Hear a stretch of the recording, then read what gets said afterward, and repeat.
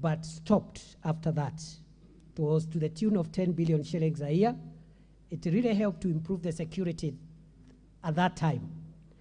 But due to the collapse of that funding program, we have had issues around our ability to make Kenya safer. And what this administration has done is to revive the police equipment modernization program.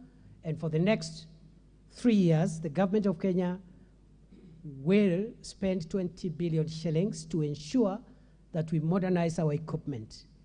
I am happy to return here if the House requires so in 3 months, because by that time, in 3 months from now, I expect to have revived the police air wing, which is completely dead.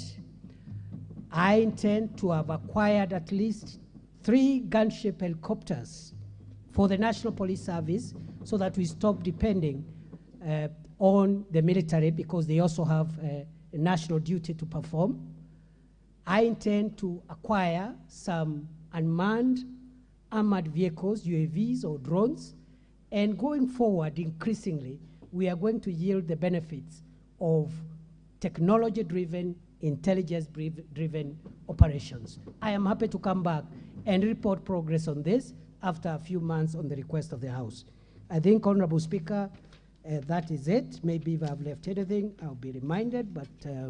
Only one, far as soft power engaging... Soft power, I agree. Honorable Speaker, I agree. Thank you for the reminder, sir. We